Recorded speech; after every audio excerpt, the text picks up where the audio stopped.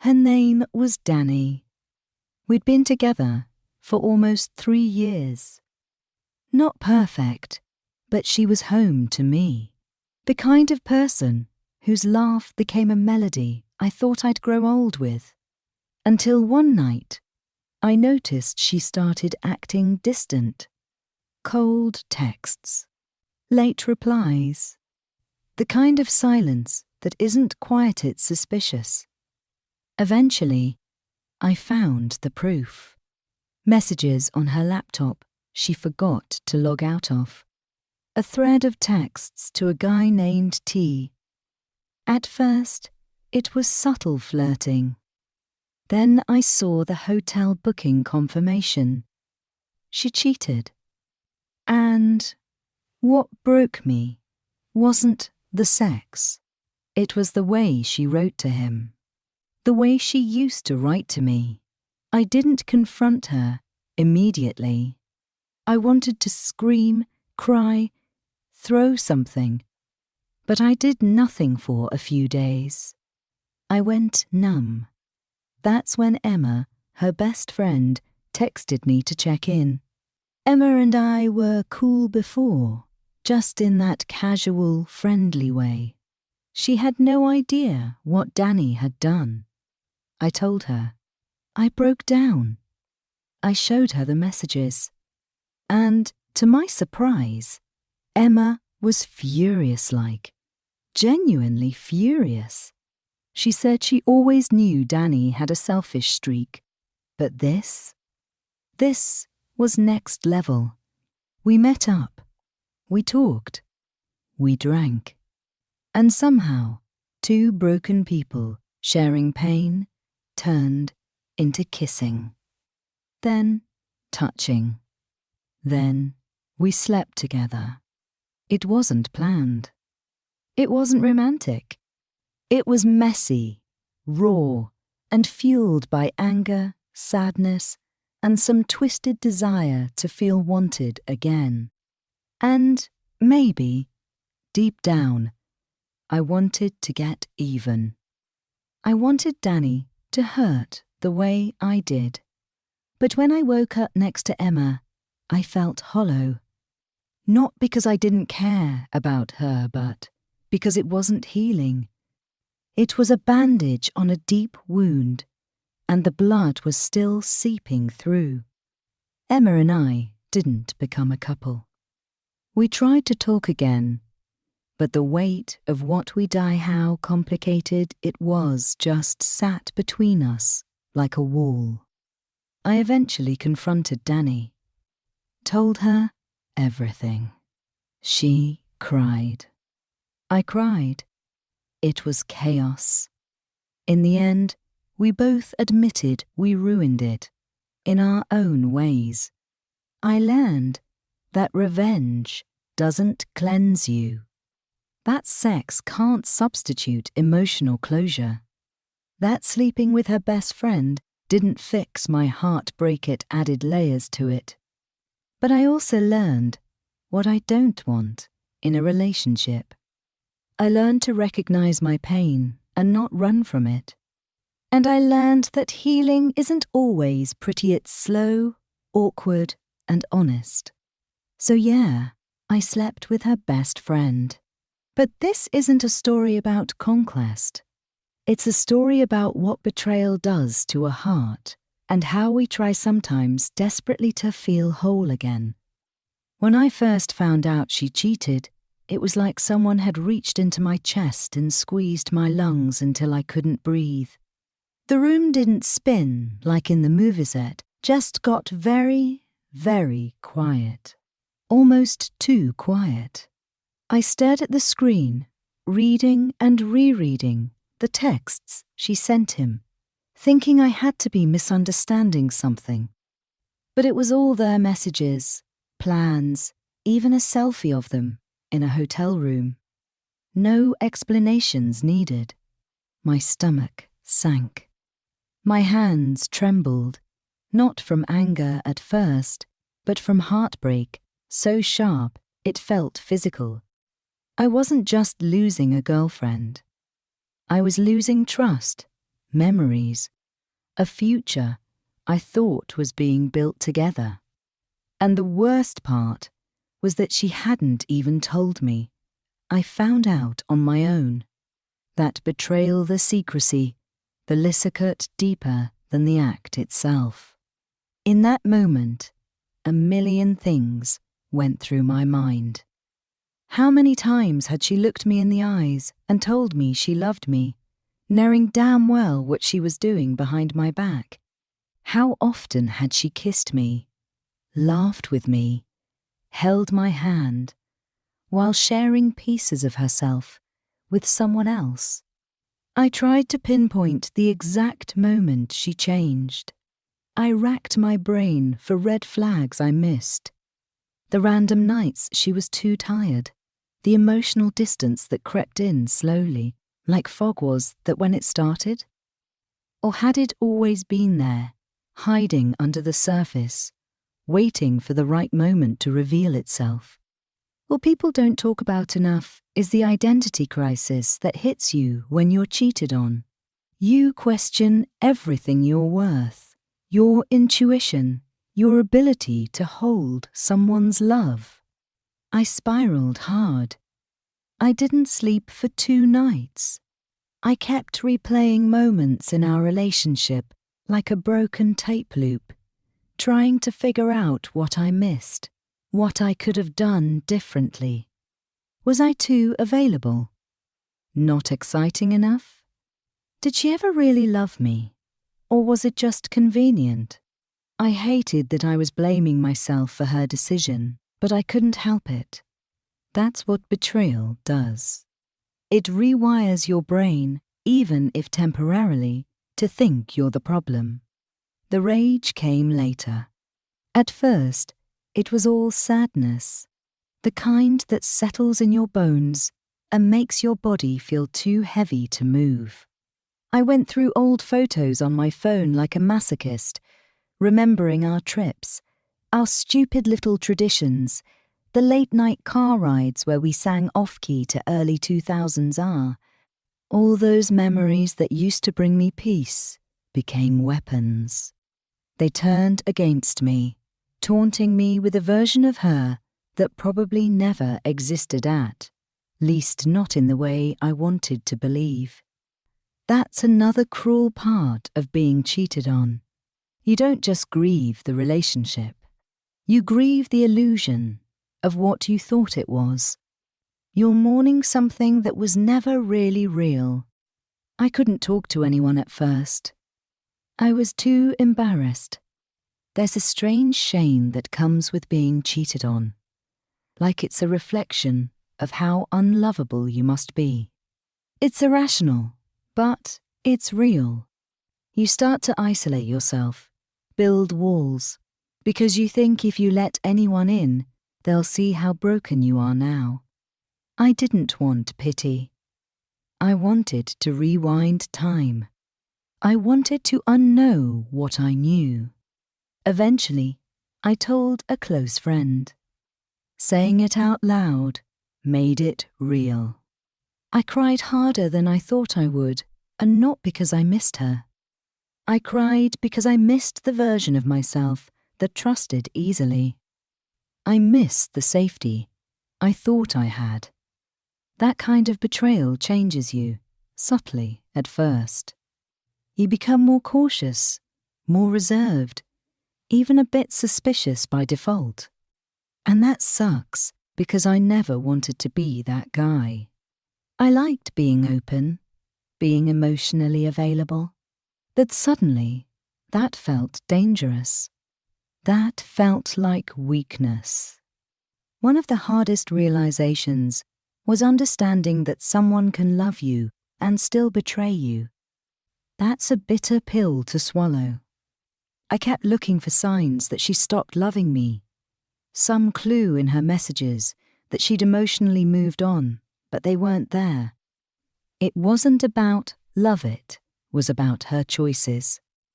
And that hit me hardest of all. She didn't cheat because I failed. She cheated because she chose to, because she didn't respect what we had enough to protect it. And that, more than anything, broke me. After the initial shock wore off, the silence around me felt heavier than ever. I was in this weird limbo, too angry to forgive her, too hurt to move on, and too proud to show anyone just how wrecked I was. But I needed someone to talk to, not just to vent, but to feel human again. That's when Emma messaged me. Just a casual, "Hey, you okay? Haven't seen you around." It was nothing special, but in that moment, it was everything. She didn't know yet. I hadn't told anyone what Danny did. Emma was her best friend, so it felt wrong. But I couldn't hold it in anymore. I responded with a simple, "Can we talk?" We met up at a small cafe we all used to go to together. That alone was surreal. I kept waiting for Danny to walk in, for the ghost of our old life to interrupt. But it was just me and Emma, and the moment I sat down, something inside me cracked open. I didn't even ease into it. I just told her everything. I showed her the texts, the hotel booking, the screenshot of Danny telling that guy how she felt more alive with him. Emma's eyes darkened. She didn't cry, but she looked devastated. Not for Danny. For me. That meant more than I can explain. We sat there for hours, talking, pausing, staring into our drinks.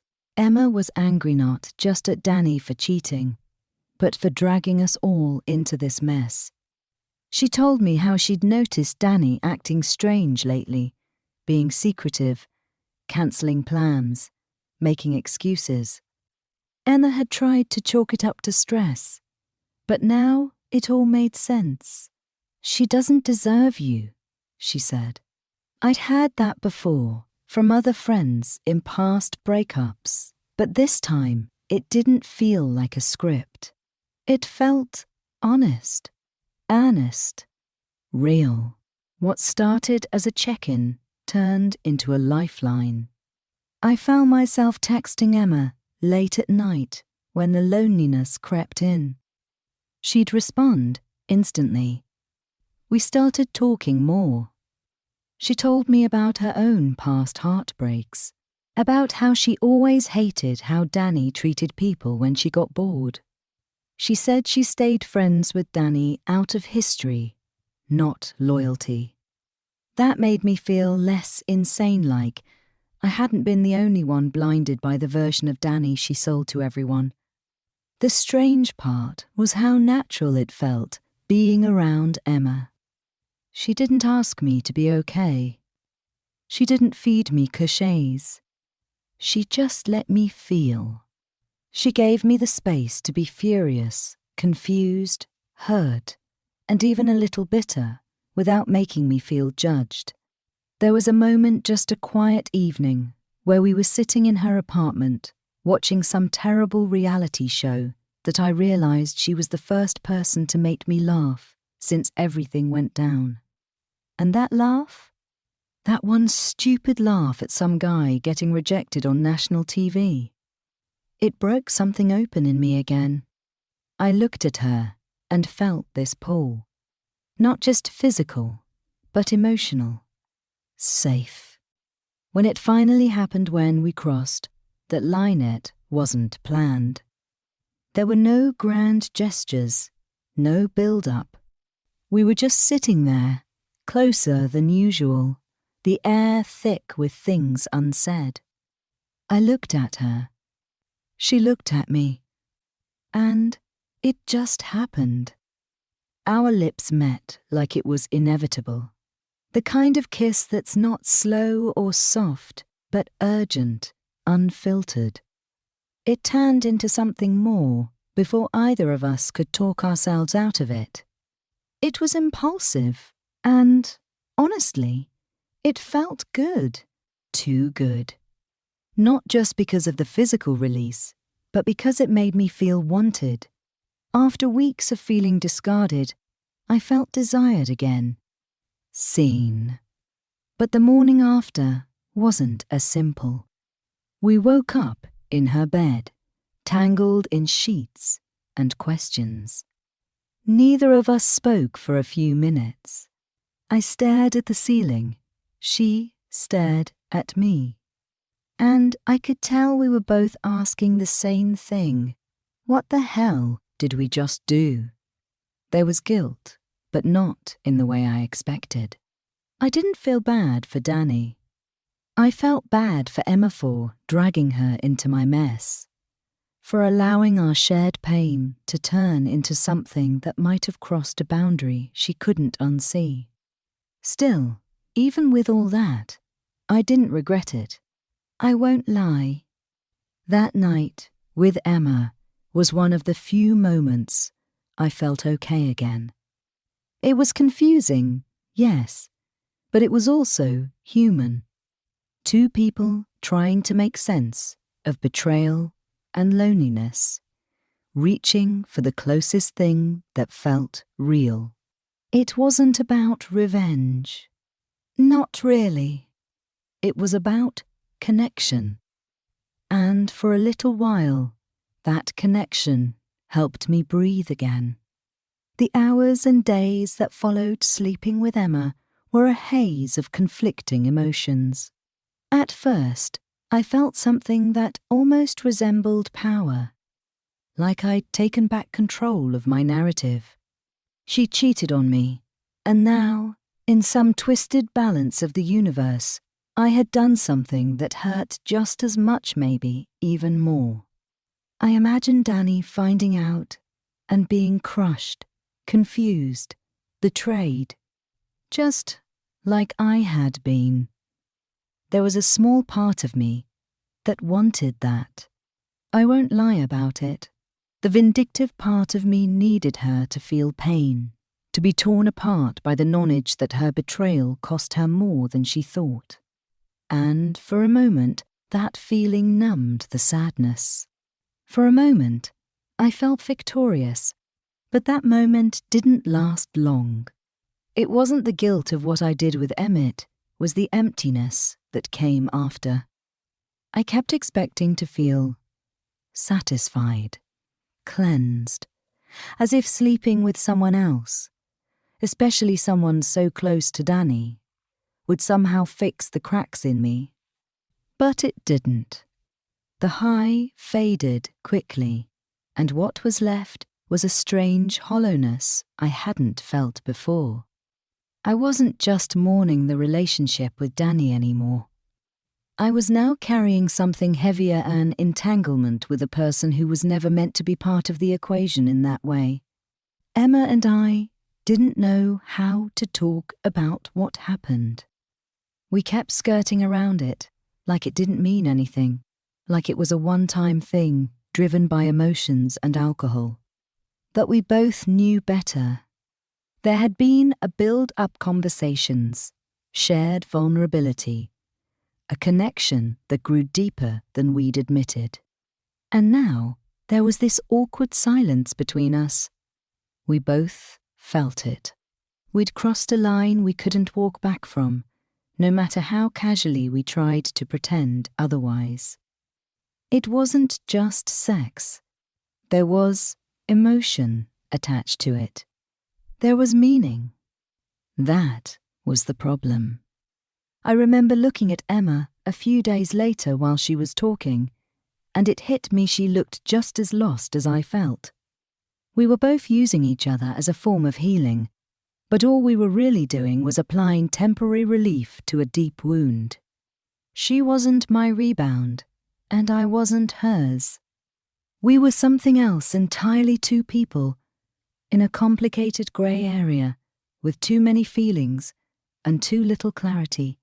And when the anger toward Danny started to fade, when the edge of betrayal softened into acceptance, I had to face the truth. Sleeping with Emma didn't bring closure. It created another layer of emotional wreckage I wasn't prepared to clean up. I ended up telling Danny. I don't know if I did it out of honesty or spite. Maybe both. Maybe I wanted to see if she would crumble the way I had. Maybe I wanted her to know that her actions had a ripple effect far beyond what she thought. When I told her, she stared at me like she didn't know who I was. Her mouth opened, then closed. She didn't yell. She didn't cry.